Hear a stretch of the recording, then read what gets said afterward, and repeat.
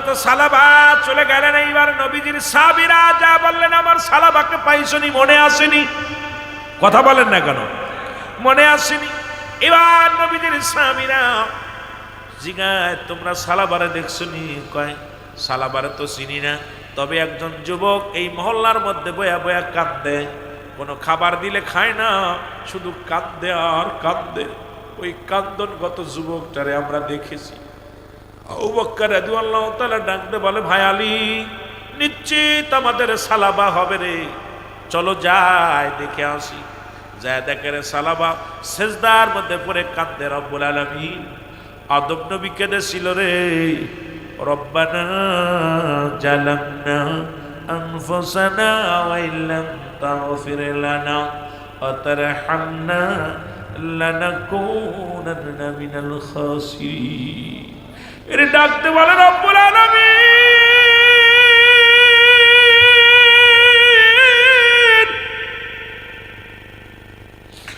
আমার আল্লাহ যদি আমার বিপরীত জানা দেয় রে,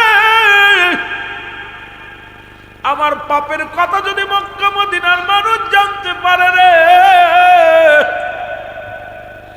ইসলামের কলঙ্ক হবে রে, ইসলামের কলঙ্ক হবে। চোখের পানি ছেড়ে কাঁদতে লাগলো। ও আমার যুবক বন্ধুরা, শুনে নাও, শুনে নাও। পিছন থেকে নবীর সাহাবী হযরত আবু বকর সিদ্দিক রাদিয়াল্লাহু তাআলা ডাকতে বলে, সালাবা, ও ভাই সালাবা। সালাবা সিজদা উঠায় বলে, আবু বকর রে, তুমি কেন আসছো? কয় সালাবা রে, তোমারে খোঁজার জন্য আমার নবী পাঠাইছে। এই জমিনের মধ্যে সব জায়গা তোমারে খুঁজলাম, পাই না, এই মরুভূমিতে তুমি কেন কান্দো? সালাবা ডাকতে বলে, ভাই আবু বকর রে, আগে বলো, আমার নবীজির কাছে কোনো ওহী নাজিল হইছেনি? আমার নবীকে আমার বিষয়ে কোনো কিছু তোমাদের কাছে বলছে? আমার নবী কি তোমাদের কাছে কিছু জানাইছে? এরা আবু বকর বলে, ভাই সালাবা, আমার নবী আমাদের তোমার বিষয়ে কিছু আমাদেরকে বলে নাই, তোমার বিষয়ে কোনো ওহীও নাজিল হয় নাই। সালাবা বলে, ভাই আবু বকর রে, আমি বড় গুনাহ করেছি, আমি বড় ভুল করেছি রে ভাই আবু বকর। সালাবা বলে, আমার ভাই আবু বকর। আবু বকর বলে, সালাবারে তুমি কি অপরাধ করেছো? বলে, ভাই সালাবা, ভাই শোনো আবু বকর, আমি রাসূলের পিছে সালাত আদায় করে যখন বাড়ি আসতেছিলাম, নামাজ শেষ করে যখন বাড়ির দিকে রওনা দিলাম, বাড়ির পাশ দিয়ে আসতেছিলাম, হঠাৎ প্রচন্ড জোরে একটা বাতাস আসলো। বাতাস আসিয়া বাড়ির পর্দা সরে গেল, আর ওর ভিতরে একটা মেয়ে গোসল করতেছিল। ওই গোসল করা অবস্থায় আমি তারে দেখে ফেলেছি রে ভাই। এই কথা যদি আমার নবী জানতে পারে রে, আর ইসলাম কলুষিত হবে, আমার নবীজি বড় কষ্ট পাবে। আমার আল্লাহ যদি এটা জানিয়ে দেয়, জিবরিল আমিন যদি আমার নবীরে জানিয়ে দেয়, এই ভয়ে আমি সালাবা আজ কটা দিন হয়ে গেল, আমি তো যাই না, বাড়িও যাই না, নবীর কাছেও যাই না, এই জঙ্গলায় বয়া বয়া কান্দি। এর সালাবারে বলেন, সালাবারে, নবীজি তোমার জন্য প্রেশানিত হয়ে আছে, চলো চলো গো। সালাবা তুই সাহাবীর গায়ে হাত দিলেন। হযরত আবু বকর রাদিয়াল্লাহু তাআলার ঘাড়ে আঘাত, হযরত আলী রাদিয়াল্লাহু তাআলার ঘাড়ে আঘাত। দুই হাত দিয়ে আস্তে আস্তে করে চলে আসলেন, নবীজির কদমের মধ্যে আসলেন। নবীজি বললেন, সালাবারে তুমি কোথায় গেছিলা? বলে, ইয়া রাসূলুল্লাহ, ইয়া হাবিবাল্লাহ, আমি অন্যায় করেছি, আমার আল্লাহ আমারে মাফ করছে কি আমি জানি না। আমার নবী কয়, তুমি কি অন্যায় করছো? বলে, ইয়া রাসূলুল্লাহ, আমি চোখের জিনা করে ফেলেছি। আরে যুবক, এই ওয়াজ বাংলাদেশে চলে না। আজকে বাংলাদেশের আলেমরাই বেগানা নারী নিয়ে অফিস আদালত করি, আজকে বেগানা নারীর লগে চা বিস্কুট খায় আর বড় বড় ফতোয়া দিই রে বাবা। আর কোথায় ফতোয়া দিব আলোচনা এই বাংলাদেশে চলে না। এই ওয়াজ যদি করি, অধিকাংশ আলেমের চাকরি চলে যাবে, অধিকাংশ আলেম বেগানা নারী নিয়ে বিরাই দেখি। মুসলমান শুনে নাও, শুনে নাও, আজকে আমার দেশের অবস্থা।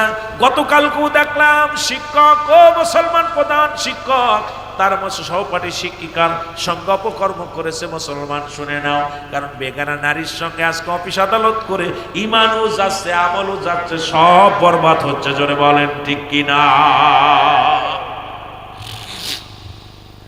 আমার ভাইয়েরা, আমার বন্ধুরা, আমার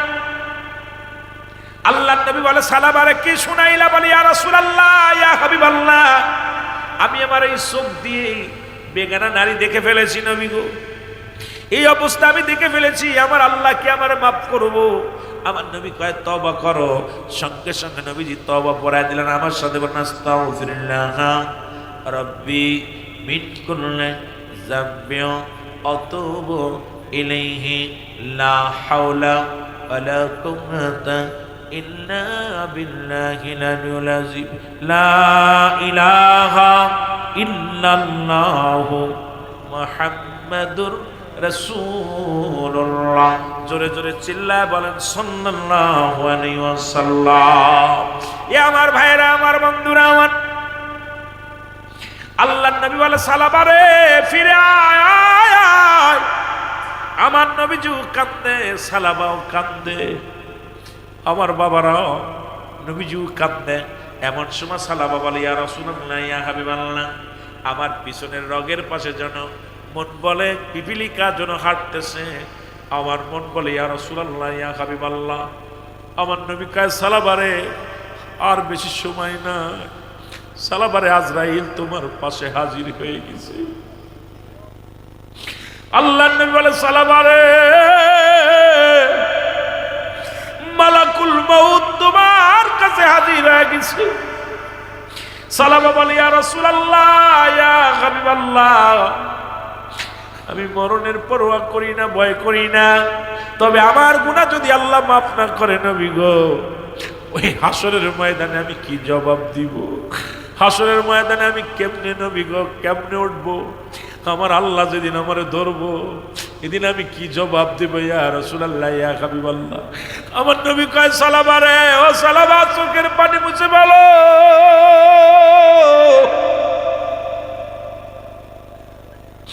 আল্লাহর নবীর সাহাবী সালাবা চোখের পানি মুছে ফেলল।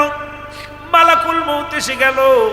নবীজি হাতখানা বাড়ায়া দিলেন, সালাবা হাতখানা ধরলেন, আর ধরিয়া মুসলমান কালেমা পড়তে পড়তে দুনিয়া থেকে বিদায় হয়ে গেল। আশহাদু আল্লা ইলাহা ইল্লাল্লাহু ওয়াহদাহু লা শারীকা লাহু ওয়া আশহাদু আন্না মুহাম্মাদান আবদুহু ওয়া রাসূলুহু।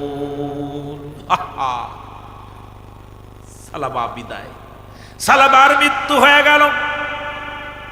দেখেন বাবা, একটা খালি চোখে বেগানা নারী দেখার ভয়ে কাঁদতে কাঁদতে জীবনটা দিয়ে দিল। আমি আপনি কত পাপ করলাম, অনুশোচনা হয় না, একবার অনুশোচনা হয় না। আরে বাবা, আগামীকাল সূর্যোদয় হবে কেউ জানি না, কারণ মরণ আমাকে ডাকছে, যে কোনো মধ্যে মালাকুল মউত আসতে পারে। আমার মরণের পৃথিবীর মধ্যে আসার একটা সিরিয়াল আছে, যার কোনো সিরিয়াল নাই। দেখা যায় দাদা জিন্দা, বাবা দুনিয়ার মধ্যে নেই, বাবা জিন্দা, সন্তান দুনিয়ার মধ্যে নেই। কি কখন কে দুনিয়া থেকে বিদায় নেবে কেউ বলতে পারি না। আর মালাকুল মউত যাজবের মধ্যে কোনো সন্দেহ নাই, কারণ একমাত্র স্রষ্টার মৃত্যু নাই, সৃষ্টির মৃত্যু আছে। যেহেতু আমরা সৃষ্টিকুলের মানুষ, কুলের যারা আমরা সৃষ্টি জগতের মানুষ, সুতরাং আপনার আমার মৃত্যু আছে, এর মধ্যে কোনো সন্দেহ নাই। জোরে বলেন ঠিক কিনা? ওরে আজ না হয় কাল দুনিয়ার মুসলমান।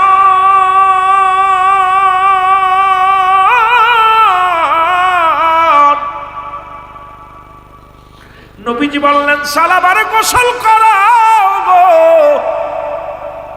সালাবারে গোসল করানো হলো,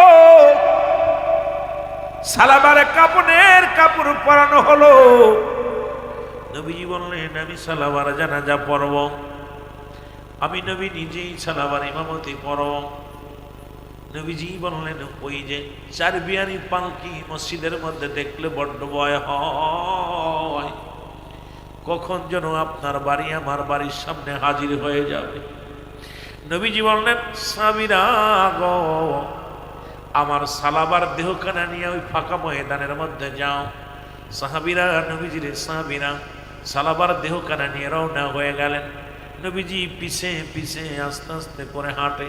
হযরত ওমর ফারুক ডাকতে বলে নবী গো, জানাজার আসার সময় হয়ে গেল, আপনি আসতেছেন এত ধীর গতিতে আসেন কেন?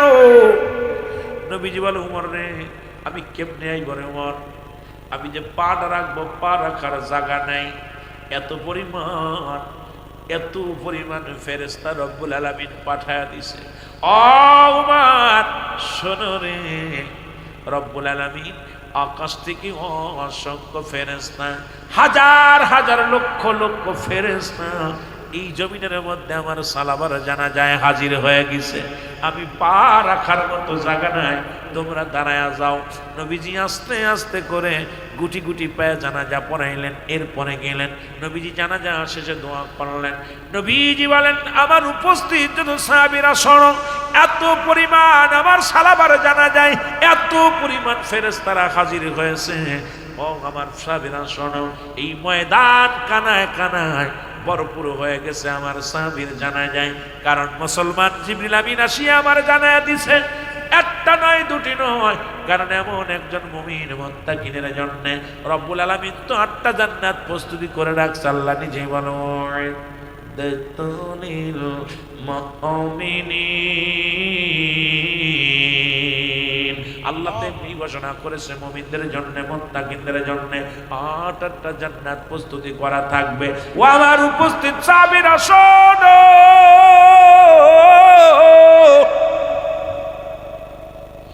ওই জান্নাতি ফেরেশতারা আসিয়া রে জান্নাতের দরজা খুইলা আমার সালাবার জন্য অপেক্ষা করে। আয় আয়, একটা নয় দুটি নয়, 8টা জান্নাতের দরজাগুলো খুলে দিছে। আয় আয়, আহলান সাহলান, স্বাগতম জানাইতেছে রে যুবক। আমি যুবকদের বলি, এমন কায়দা যদি তুমি মরণ হতে পারো রে মুসলমান, ও মুসলমান, একটা নয় দুটি নয়, 70টা করে হুর পাবি কবরে গেলে রে মুসলমান। জান্নাতে গেলে এই দুনিয়ার নারী নারী নয়, এই সুন্দরী নারী নারী নয় রে মুসলমান। জান্নাতি একটা মানুষের জন্য 70টা করে হুর, 70টা করে গেলে মান রব্বুল আলামিন প্রস্তুতি করে রাখছে রে মুসলমান। এদের দুনিয়ার মধ্যে যদি আলো বাতাস, এরা যদি একটু মুসলমান একটা আঙ্গুল যদি বাইর করতো গো, এই দুনিয়া আলো বাতাস আর মেনে যেত। হুরদের ভিতরের চামড়া গোস্তগুলো, রক্তগুলো দেখা যাবে রে মুসলমান, এই ভিতরের রগগুলো পর্যন্ত দেখা যাবে। এত সুন্দরী নারী, এত সুন্দরী হুর দিবে একজন জান্নাতি পুরুষের জন্য। এইগুলো যদি পাইতে হয়, এই দুনিয়ায় ছেড়ে দাও, সুদ ছেড়ে দাও, এই দুনিয়ার ঘুষ ছেড়ে দাও, এই দুনিয়ার জিনা ছেড়ে দাও, ব্যভিচার ছেড়ে দাও, এই দুনিয়ার মধ্যে হকের পথে চলো, হালাল খাদ্য খাও, 5 ওয়াক্ত সালাত আদায় করো, পিতামার খেদমত করো। যদি তুমি ওই হুর পাইতে চাও, জোরে জোরে চিল্লায় বলা যাবে না মারহাবা, আর একটু জোরে জোরে চিল্লায় বলা যাবে না আল্লাহু আকবার। মহব্বতের সঙ্গে দুরূদ শরীফ পড়েন, আল্লাহুম্মা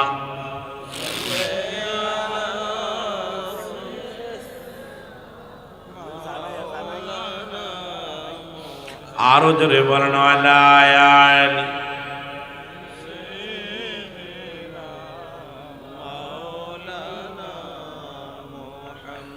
ওয়ালা আলি সাইয়্যিদিনা।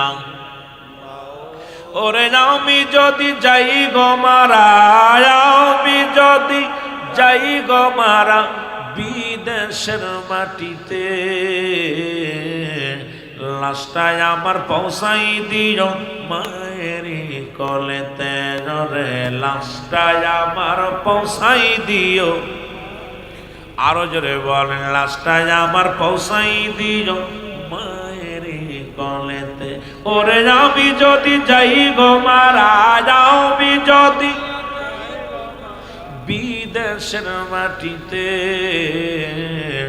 লাশটায় আমার পৌঁছাই দিও মায়েরি কলেতে। বলো, লাশটায় আমার চর্মের পরে যে কলেতে রাখছে আমার মা,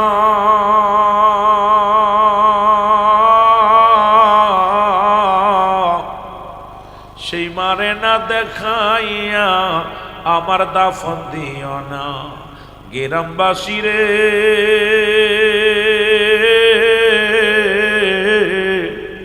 ও যমুনাবাসী রে, আমি তোমাদের যাই কইয়া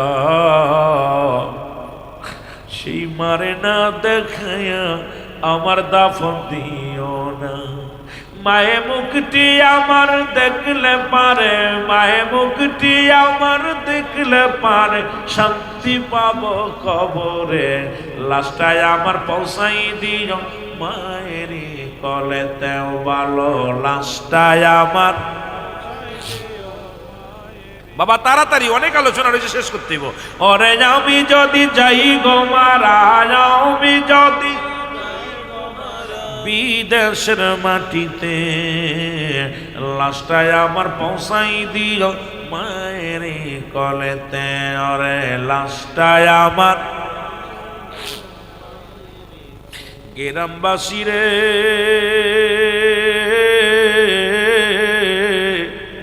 একটা দাবি করি তোদের কাছে, ও মহল্লাবাসী রে,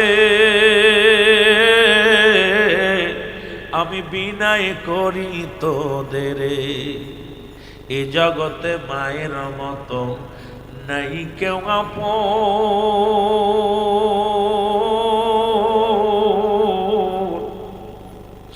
সেই মা দুঃখীরে না দেখায়া আমার দিশনারে দাফন। এই জগতে বাবার মতো নাই কেউ আপন।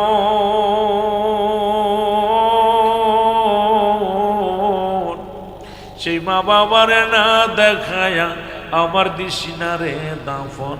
আমার মায়ের মুক্তি দেখলে পারে, মায়ের মুক্তি দেখলে পারে, শান্তি পাবো কবরে। লাশটায় আমার পৌঁছাই দিও মায়েরই কলেতে ভালো, লাশটায় আমার। ওরে আমি যদি যাই গো মারা, আমি যদি বিদেশের মাটিতে, লাশটায় আমার পৌঁছাই দিও মায়ের কলেতে ভালো, লাশটায় আমার। গ্রামবাসী রে, আমি দাবি করি তোমাদের কাছে, খালা বলো ফুফু বলো, আমার মায়ের মতো নয়।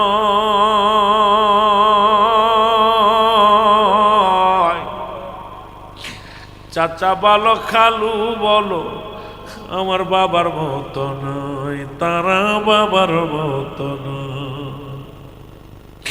খালা বলো চাচি বলো, আমার মায়ের মতো নয়।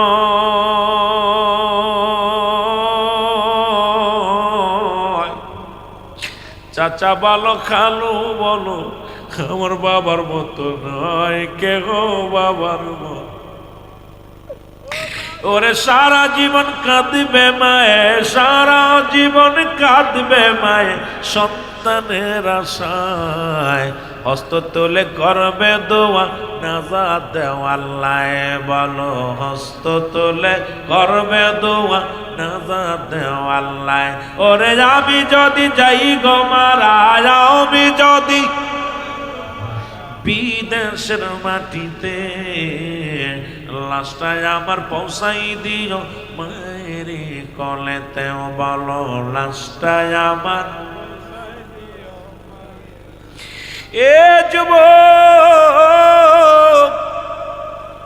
রাসূল বলছে তোমাদের মা তোমাদের বাবা যদি বুড়া হয়ে যায়, খবরদার খবরদার, মাকে বুড়া বলবা না, বাবারে বুড়ি, বাবারে বুড়া বলবা না, মারে বুড়ি বলবা না। কারণ জান্নাতের গায়ে দুটি দরজা, একটা দরজার নাম তোর মা, আর একটা দরজার নাম তোর বাবা। এই বাবা মায়ের প্রতি 6টা হক হলো ইন্তেকালের পরে, 6টা হক হলো মুসলমান ইন্তেকালের আগে। মৃত্যুর পরে যে 6টা হক, নাম্বার 1, এরে যুবক লেখালা, মা বাবার হকের কথা শুনতে চেয়েছ। নাম্বার 1, পিতা মাতার জন্য মাগফিরাত কামনা করা। এক নাম্বার হলো তাদের জন্য মাগফিরাত কামনা করা, দুই নাম্বার হলো তাদের জন্য মুসলমান সবর রেশানি করা, তাদের জন্য দোয়া করা। মুসলমান শোনো, সবর রেশানি করবা, তাদের জন্য দোয়া করবা রে মুসলমান, শুনে নাও। তিন নাম্বার হলো পিতা মাতার ওসিয়াত পূরণ করা, শরীয়ত মোতাবেক ওসিয়াত গুলো পূরণ করা। আব্বা মা সন্তানদের ওসিয়াত করে গেছে, এই ওসিয়াত গুলো পালন করা। ও মুসলমান শুনে নাও। চার নাম্বার হলো বাবা মারা দিন আদায় পরিশোধ করা। আব্বা মা দুনিয়া থেকে বিদায়ের পরে লিখে নাও 6টা 12টা হক। আজকে ভালো করে জেনে নাও রে বাবা, ভালো করে জেনে নাও। এবার পিতা মাতার এই যে দুনিয়ার মধ্যে যদি দিন আদায় থাকে সব পরিশোধ করা। আমার বাবারা, আমার 5 নাম্বার হলো পিতা মাতার আত্মীয় স্বজন যারা আছে তাদের খোঁজ খবর নেওয়া, তাদের সঙ্গে ভালো ব্যবহার করা। তাদের মুসলমান আত্মীয় স্বজন যারা আছে তাদেরকে সাহায্য সহযোগিতা করা। এখন দেখা যায় বাবা মারা গেলে বাবার আত্মীয় যারা আছে তাদের চিনি না, মা মারা গেলে মার আত্মীয় স্বজন যারা আছে আমরা চিনি না। তোর মা কবরে শুইয়া শুইয়া গজবের মধ্যে থাকবে, বাবা শোন, ও বাবা শোন, খালা আছে মুসলমান, খালা তো ভাই বোন আছে, কত মার কত বান্ধবী আছে, মা জননীর কত বন্ধু বান্ধব ছিল, যত বান্ধবীগুলো ছিল মুসলমান তাদের সঙ্গে ভালো ব্যবহার করা, আত্মীয় স্বজন যারা আছে তাদের সঙ্গে সুসম্পর্ক রাখা। ও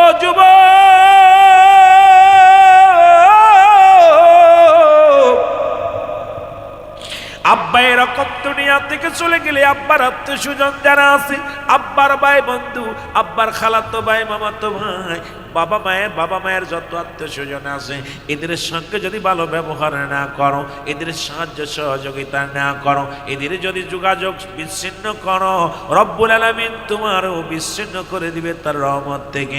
আমার বাবারা, আমার শুনে নাও, এখনকার জামানা বাবা মা মরে গেলে আর দেখা যায় তাদের আত্মীয় স্বজনের সঙ্গে কোনো যোগাযোগ বিচ্ছিন্ন হয়ে যায়, যোগাযোগ পর্যন্ত থাকে না। জোরে বলেন ঠিক কিনা? এর মুসলমান 6 নাম্বার হলো এই দুনিয়ার মধ্যে, 6 নাম্বার হলো তাদের জন্য মাগফিরাত কামনা করা। এই দুনিয়ার মধ্যে 6 নাম্বার হলো তাদের জন্য বেশি বেশি করে জিয়ারত করা, তাদের কবরটা জিয়ারত করা। কোথায় আব্বা মা শুয়ে আছে, অনেক ছেলে আছে বছরেও আব্বা মার কবরের পাশে যায় না, 2-4 বছর পরে আয়া ইমাম সাহেবরে ডাক দেখ, ইমাম সাহেব আমার আব্বার কবর কোনটা? কয় বাবারে তোর আব্বার কবর ওইটা, ওটা আমার আব্বার কবর না, আমার আব্বার কবর ভাঙতে পারে না। তার মানে বুঝতে বাকি নাই ও 1 বছর 2 বছরের মধ্যে আব্বা মার কবরের পাশে আসে না। আমার নবীজি বলছে তোমরা বেশি বেশি করে আব্বা মার কবরটা জিয়ারত করবা। নবী যেদিন বলেছিল, যুবক শুনে নাও, শুনে নাও, নবীজি বললেন তোমাদের পিতামাতা যখন তোমাদের বা পিতামাতার সালাম দিবা তোমরা শোনো, তোমরা কেউ কি কবুল আজের সব পাইতে চাও? নবীজি বললেন কেউ তোমরা কি পাইতে চাও? সাহাবীরা বলে ইয়া রাসূলুল্লাহ, ইয়া হাবিবাল্লাহ, কে বানা চায়? আমার নবী বললেন শোনো, তুমি বাড়িতে যা সালাম দিবা, আসসালামু আলাইকুম মা, আসসালামু আলাইকুম বাবা, তোমার আমল নামায় একটা কবুল আজরের সব লেখা হয়ে যাবে। নবীজি বললেন তোমার মায়ের মুখের দিকে তাকাইয়া মা যখন ডাক দিবে রুহুল আমিন, যখন তুমি মায়ের নজরে তাকাইবা, মার কদমের দিকে তাকাইবা, তোমার আমল নামায় একটা কবুল আজরের সব হয়ে যাবে। তোমার বাবা যখন ডাক দিবে, মুসলমান শুনে নাও, ডাকতে বলবে ও যুবক, ও যুবক, তেলের কান্ডা লাগা শোন।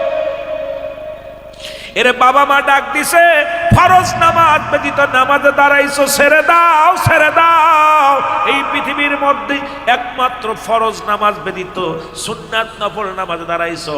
ডাক দিছে রুহুল আমিন রে, ও যুবক শোন, ও পাগল শোন, সঙ্গে সঙ্গে নামাজটা ছেড়ে দাও, ছেড়ে দিয়ে মা বাবার ডাকে সাড়া দাও।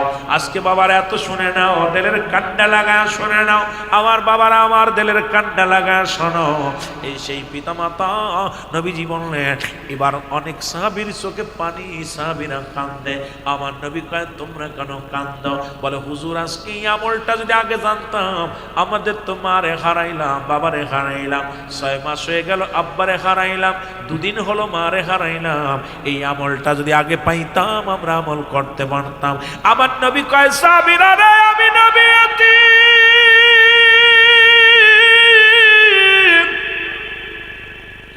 এই পৃথিবীর মধ্যে আমি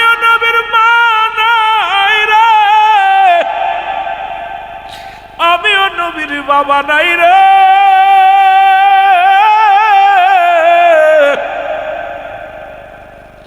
জিবরিল আমিন ডাকতে বলে, আল্লাহ পাক ডাকতে বলে, জিবরিল তাড়াতাড়ি যা, আমার নবীও কান্দে, সাহাবীরাও কান্দে। জিবরিল আমিন কয়, নবী গো, যাদের আব্বা মা নাই তাদের জন্য আল্লাহ দোয়া শিখিয়ে দিয়েছে, পড়েন রব্বির হামহুমা কামা রব্বায়ানি সগীরা। জোরে জোরে চিল্লায় বলেন, রব্বির হামহুমা কামা রব্বায়ানি সগীরা। এর মা বাবার কথা মতো যেজন চলে না, বলো মা বাবার কথা মতো যেজন চলে না, আল্লাহ নবীর দয়া তারা পাবে না। বাইরে আল্লাহ নবীর দয়া, মা বাবার কথা মতো যেজন চলে না, বলো মা বাবার কথা মতো। এই বক্সটা বন্ধ করে খালি মাইকে দিতে বলছিলাম।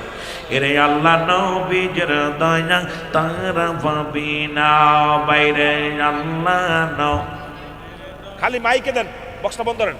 আল্লাহ নবীর দয়া তারা পাবে না, বলো আল্লাহ নবীর দয়া। মা বাবা তোর আপন, তাদেরকে কর যতন। মা বাবা তোর আপন, তাদেরকে কর যতন। মার কলি যাই দুঃখ দিলে আল্লাহ সহে না, আল্লাহ নবীর দয়া তার পাবে না। বাইরে আল্লাহ নবীর, মা বাবার কথা মতো যেজন চলে না, বলো মা বাবার কথা মতো আল্লাহ নবীর দয়া তারা পাবে না। বাইরে আল্লাহ নবীর দয়া।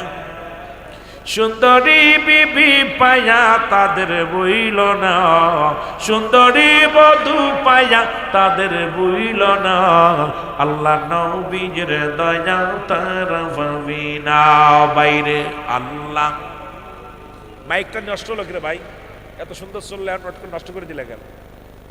ভালো করো, সাউন্ডিং করো। আমার বাবারা, এই গানটা গাইতো তুফাজুল হোসেন যুক্তিবাদী সাহেব, তাই না? দেখেন এই মানুষটা আর ওয়াজ শুই না, মানুষ অসংখ্য মানুষ পিতামাতার নাফরমানি সন্তানগুলো বাধ্য হতো, বেনামাজি নামাজি হতো, ঘুষখোর সুদখোর ঈমান আনতো। আমার বাবারা, এখন বাংলাদেশে এত ওয়াজ হচ্ছে, প্রতিনিয়ত ওয়াজ হচ্ছে, কয়টা মানুষ হিদায়াতের মধ্যে আসছে? এই মানুষটার কথা হই না, আমার জানা মতে অসংখ্য মা বাবার খেদমত করা, অসংখ্য সন্তান, অবাধ্য সন্তান আব্বা মার খেদমতে নিসার হয়ে গেছে। বলেন ঠিক কিনা? আর একটু জোরে বলেন ঠিক কিনা? সুতরাং যুবকরা, আমার আলোচনার আগে শেষ, হাই একটা বেজে গেছে। যে কথাগুলো বলতেছিলাম, পিতা মাতা এই দুনিয়ার মধ্যে বড় নিয়ামত। আমি বড় আশ্চর্য হয়ে যাই, গাড়ির মধ্যে লেখা থাকে মা বাবার দোয়া, বাড়ির মধ্যে লেখা থাকে মা বাবার দোয়া, ব্যানের মধ্যে লেখা থাকে মা বাবার দোয়া। পাগলদের কেমনে বুঝাইব? মা বাবা দোয়া করলে গাড়ির মালিক হওয়া যায়, বাড়ির মালিক হওয়া যায়।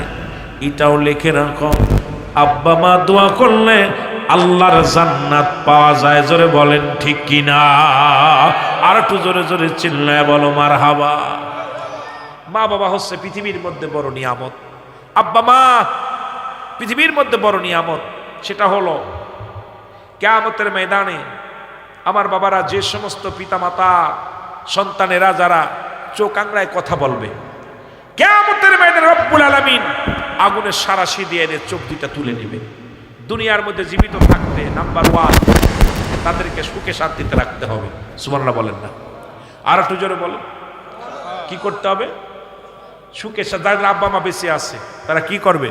সুখে শান্তিতে রাখতে হবে। তাদেরকে মুসলমান গভীর মনোযোগ, তাদের প্রয়োজনীয়তা পূরণ করতে হবে। কি প্রয়োজন? এই যে কনকনে শীতের দিন, আব্বার কি প্রয়োজন?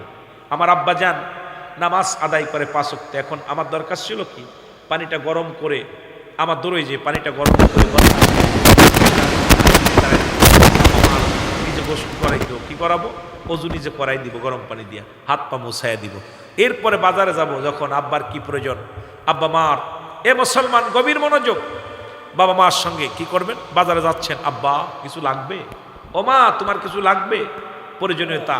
কারণ বাপ মা তো চাইবো না আপনার কাছে, খালি মুখ দিয়ে বলবেন। দেখবেন আপনার বাবা মসজিদে ইমাম রেখে, ইমাম সাহেব ছেলে একটা পাইছি, আহা আমার পোলা বাজারে গেলে আমার কাছকে আব্বা কি আনবো, কথা বুঝেননি, কি আনবো? মা কই মানছি পাড়ায় পাড়ায় যায় বলবো আমার একটা ছেলে আছে রে, আমার ছেলে বৌমার কথা জিগাই না, আমার কাছে জিগে মা কি আনবো? তাদের প্রয়োজনীয়তা পুরো করা। এ মুসলমান, তাদের সুখে শান্তিতে রাখা। জোরে বলেন না মারহাবা, আর একটু জোরে বলো। তাদেরকে সুখে শান্তিতে রাখা, তাদের সাথে যোগাযোগ, তাদের সাথে যোগাযোগটা ঠিক মতো রাখতে হবে। এখন আপনি চাকরি করেন, আপনি পান নাই, বিদেশ থেকে ফোন দিয়েছেন, আগে ফোনটা হ্যালো, বউ ধরছে, আগে আমার মার কাজ দাও। মা ধরে নিয়ে বউ দেখলো, ফোনটা ধরলো, মা দূর থেকে দেখতেছে, দেখে ঘন্টার পর ঘন্টা বোর লগে কথা কয়, ছেলের লগে কথা কয়, মেয়ের লগে কথা কয়। মা খালি দূর থেকে পাগলের মতো ঘোরে, খালি দেখে। এরপরে মেয়ের জিগায়, অবনি তোর আব্বা কেমন আছে? ভালো আছে। আহা কপাল পুরা পোলা, একবারও জিগায় না, ফোনটা দিয়ে আগে কয় মেয়ে, এই ছেলে আমার মাকে দিয়ে আগে, মার সঙ্গে আগে কথাটা বলো, মা তুমি কেমন আছো? মার সঙ্গে নিয়মিত যোগাযোগ করা, মার সঙ্গে নিয়মিত, বাবার সঙ্গে নিয়মিত যোগাযোগ করা। ঢাকা শহরে থাকে না, আয়া বাড়ি আগে সালাম দিবেন মারে, আসসালামু আলাইকুম মা, ও মা তুমি কেমন আছো? তারপরে বোর সাথে কথা কও, বারণ নাই আমার বাবারা।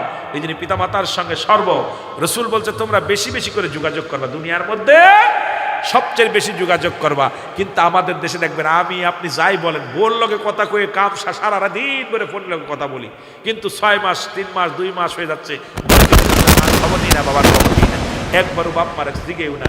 বাপ মা শুধু দূর থেকে দেখে আর চিন্তা করে, হারে আমার বাচ্চা কেমন আছে, বাচ্চা কেমন আছে। বউ কয় তুমি খাইছো, এই মাসে আমার জন্য কিছু টাকা পাঠাই, এটা করে। আর সন্তান দূর থেকে মা দোয়া করে, বাবা দোয়া করে, নামাজ পড়ে, আসরের নামাজ পড়ে দোয়া করতেছে, আল্লাহ আমার কলিজার টুকরা বিদেশে পড়ে আছে, আল্লাহ তুমি তার কবরে রাজি না হয়,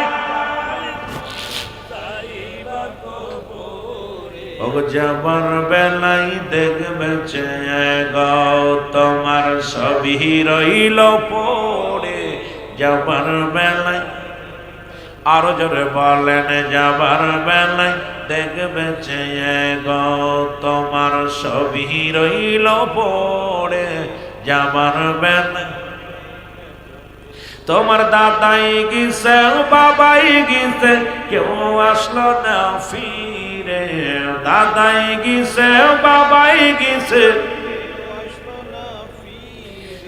তোমার তো যাইতে হবে রে ভাই, অন্ধকার কবরে তোমার তো। ও ভাই ঘর করলা, বাড়ি করলা, সবই যাইবা সে রে, ঘর করলা, বাড়ি করলা, সবই যাইবা সে রে, যেদিন আজরাইলে ধরা দিবে রে ও ভাই, যেদিন আজরাইল, ও ভাই আজ না হয় কাল, তুমি আজ না হয় যাইবা কবরে, যাবার বেলায় দেখবে গো